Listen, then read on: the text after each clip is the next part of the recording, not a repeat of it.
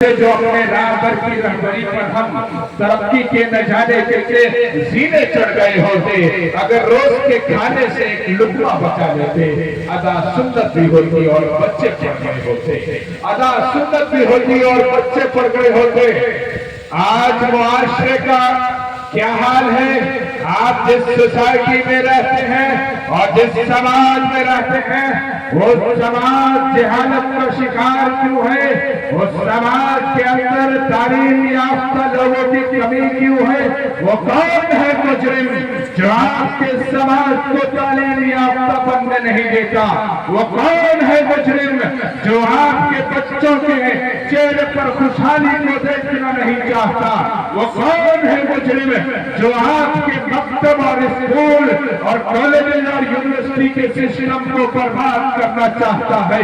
وہ کون ہے مجرم جو آپ کے بچوں کے مستقبل کو برباد کرنے کے لیے؟ وہ کون ہے معاشرے کا مجرم؟ آپ کا ننھا بچہ ہوٹلوں میں کام کرتا نظر آتا ہے، جس بچے کی عمر ہے کہ وہ مکتب میں ہو، وہ اسکول اور کالج اور مدارس اسلامیہ کی زینت کرتا، وہ کون معاشرے کا مجرم ہے جو اس ننھے بچے کو اپنی ہوٹلوں میں کام کرواتا ہے، اپنے مال میں کام کرواتا ہے؟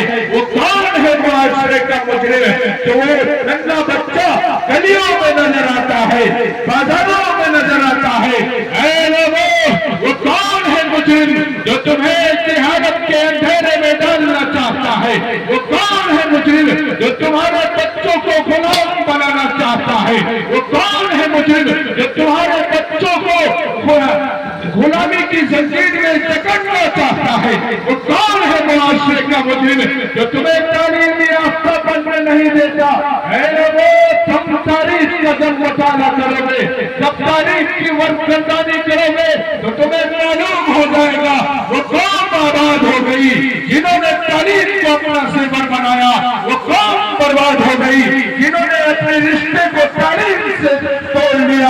آپ کو فیصلہ کرنا ہے کہ اپنے بچوں کو تم غلام دیکھنا چاہتے ہو یا اپنے بچوں کو حاکم دیکھنا چاہتے ہو؟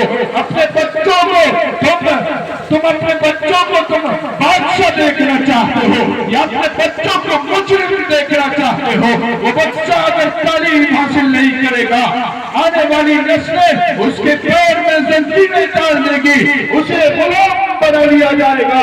آپ کے کاندھوں پہ ذمہ داریاں ہیں کہ اپنے بچوں کو کیا کرنا ہے، کیا اپنے بچوں کو کنویں میں ڈالنا ہے یا اپنے بچوں کو صحیح تعلیم دینی ہے؟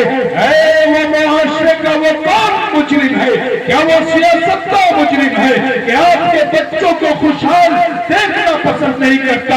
اے لوگوں، جب محمد عربی پہ کلام نازل کیا گیا، اللہ تبارک و تعالیٰ نے سیدنا جبرائیل علیہ السلام کے ذریعے آقا مدنی تاجدار مدح احمد مصطفیٰ محمد عربی علیہ السلام کو جو پہلی آیت نازل فرمائی، فرمایا اقرأ باسم ربک الذی خلق، خلق الانسان من علق، اقرأ وربک الاکرم الذی علم بالقلم، علم الانسان ما لم یعلم۔ یہ پیغام دیا گیا پوری دنیا والوں کو، یہی پیغام دیا گیا ہندوستان میں رہنے والوں کو، یہی پیغام دیا گیا اہل کھپوتی کے لوگوں کو کہ تم اپنے بچوں کے ہاتھوں میں قلم دو، تم اپنے بچوں کے ہاتھوں میں کتابیں دو، اپنی بچیوں کو بھی مدارس اسلامیہ اور دینی مکتب میں پڑھاؤ۔ یہ وقت کی ضرورت ہے۔ آج جو آپ سوشل میڈیا پر اور دیگر پلیٹ فارم پہ آپ سنتے ہیں کہ فلاں بچیوں کے ایمان کو خرید کر لیا،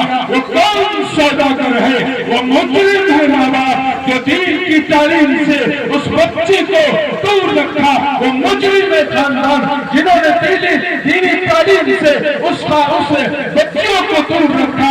یہ ارتداد کا مسئلہ جو چلا، وہ کون ہے مجرم معاشرے کا جو بچوں کے ایمان کو خریدنا چاہتا ہے؟ اے لوگوں، اگر آج آپ نے اپنی ہوشیاری کا ثبوت نہیں دیا، کل آپ برباد ہو جائیں گے۔ آپ سے میں ایک سوال پوچھوں पूछना चाहता हूँ, आप 100 साल 200 साल से इस सरजमीन में खपोती पे होंगे, लेकिन मैं आपसे पूछना चाहता हूँ कि बताया जाए मुझे, मेरे सवाल का जवाब दिया जाए कि खपोती में अच्छे डॉक्टरों की तादाद कितनी है, अच्छे प्रोफेसर की तादाद कितनी है, इस्लामी स्कॉलर की तादाद कितनी है, अच्छे डॉक्टर की तादाद कितनी है, मुझे बताया जाए अच्छे उलमा की तादाद कितनी है, अच्छे उस्ताद की तादाद कितनी है। आपका जवाब होगा 0। ये कौन है जो आपके बच्चों को डॉक्टर बनने नहीं देना चाहता? वो कौन है जो आपके बच्चों को इस्लामी स्कॉलर बनने नहीं देता? वो कौन है मुस्लिम?